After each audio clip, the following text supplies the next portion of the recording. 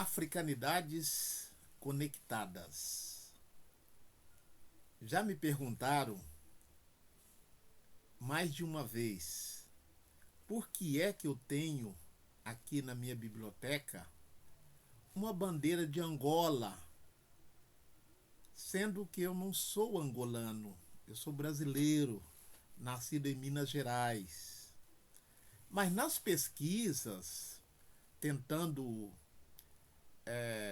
buscar a origem dos nossos antepassados da família Bento Rosa da Silva, nós conseguimos algumas pistas que nos levaram à África abaixo do Saara, a África subsaariana, a África denominada pelos linguistas europeus como África de língua banto, região de Congo, Angola, Moçambique. Então, essa é uma das razões de termos identificado a nossa possível origem. Mas mais do que isso, aqui em Itajaí, litoral norte de Santa Catarina, existe uma comunidade, uma associação dos angolanos e angolanas que aqui desembarcaram em 1976, refugiados da Guerra Civil de Angola. E essa bandeira que vocês veem aqui atrás de mim, né? Preta, vermelha e amarela, bandeira de Angola, foi um presente que eu ganhei do Joca Brito. Joca Brito foi meu aluno na década de 80.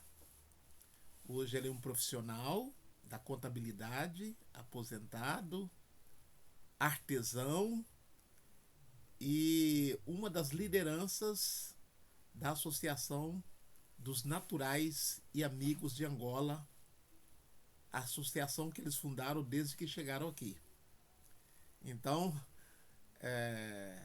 está justificado a razão de eu ter aqui essa bandeira, esse símbolo, essa réplica de uma bandeira de Angola, demonstrando a solidariedade aos angolanos e seus descendentes, e também em homenagem aos nossos antepassados que foram trazidos para o Brasil na condição de escravizados, e porque esse canal denomina-se Africanidades Conectadas. Então estamos conectados. Brasil, África, África, Brasil. Mas hoje eu quero falar de uma obra, não vou falar basicamente da obra, eu já comentei sobre ela. Essa aqui é a obra Como a Europa Subdesenvolveu a África, de Walter Rodney. Esse aqui é um exemplar em espanhol, de 1972, publicada em Havana, em Cuba. Consegui recentemente a versão em português de Walter Rodney, intelectual da diáspora. Então, ele mostra como economicamente a Europa, no processo de colonização, subdesenvolveu o continente africano. Então, ele faz algumas questões sobre o subdesenvolvimento, algumas questões teóricas. Depois ele mostra como era a África antes da chegada dos colonizadores, que eles chamam assim, como a África se desenvolveu antes da chegada dos europeus até o século XV. No capítulo 3, a contribuição da África ao desenvolvimento capitalista da Europa, o período pré-colonial. No capítulo 4, a Europa e as raízes do subdesenvolvimento africano. No capítulo 5, a contribuição da África ao desenvolvimento capitalista da Europa no período colonial. E o último capítulo, o colonialismo como sistema de subdesenvolvimento da África. Li, o índice, o conteúdo que o livro traz. Já comentei aqui outras vezes, mas hoje nós queremos mostrar que, para além do subdesenvolvimento econômico que a Europa provocou na África, ela construiu no imaginário ocidental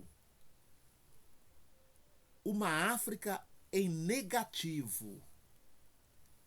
Então, parafraseando a obra de Walter Rodney, eu digo: como a Europa subrepresentou o continente africano, como a Europa mostrou o continente africano em negativo ao longo da denominada Idade Moderna, do século XV até o século XIX. E até hoje nós temos uma imagem, uma representação negativa do continente africano, produzida pelos viajantes que lá estiveram, produzida pelos filósofos de diversas áreas do conhecimento, filósofos ocidentais. Então, nós vamos mostrar a vocês, assinantes, ouvintes e simpatizantes do canal Africanidades Conectadas, como alguns filósofos ocidentais subrepresentaram o continente africano. Começaremos com Hegel. Hegel, que viveu de 1770 a 1831. Hegel, na filosofia ocidental, é um dos ícones do pensamento filosófico.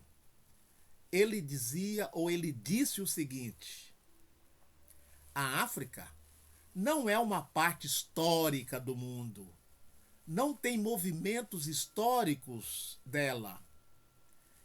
Que isso quer dizer? Que a parte mais ao norte, a parte setentrional, pertence ao mundo europeu ou asiático. Aquilo que entendemos precisamente pela África, diz ele, é o espírito ahistórico, o espírito não desenvolvido, ainda envolta em condições naturais, que deve ser aqui representado apenas como o limiar da história do mundo. Fecha aspas. Onde está isso? Essa citação que eu fiz está na obra Frederico Hegel. Engel é outro filósofo do século XIX, mas eu estou falando do Friedrich Hegel, que está na obra Filosofia da História. Nesse caso, uma publicação da UNB, da Universidade de Brasília. Está na página 174. Então vejam vocês, ele nos diz aqui que não tem história na África. Ele quer dizer também que não existe seres humanos na África. Se partimos do pressuposto que a história é feita pelos seres humanos, ele está sugerindo que aqueles que habitavam a África não eram completamente humanos. eram incapazes de fazer história. Então, esse ícone da filosofia ocidental coloca a África num patamar de subrepresentação. E depois vão se seguir a ele outros historiadores, filósofos, pessoal ligado à ciência, à biologia. Por exemplo, em 1963, Hugh Trevor Hopper, um historiador britânico, disse o seguinte, 1963, não estamos mais no século XIX, não. Ele diz o seguinte: talvez no futuro exista alguma história da África para ensinar, mas neste momento não há nenhuma, ou muito pouca. Há somente a história da Europa na África. Ele pronunciou abre aspas, essa máxima em 1963, quando o continente africano estava passando por sérias modificações, lutas de independências, pan-africanismo, mas Trevor Hopper não conseguiu ver essa história, ou atribuiu essa história ao feito dos europeus, reproduzindo o filósofo Hegel, que, como vimos anteriormente, subrepresentou o continente africano. Nas próximas postagens, vamos continuar apresentando como alguns intelectuais ocidentais subrepresentaram o continente africano em diversas áreas do conhecimento. Axé.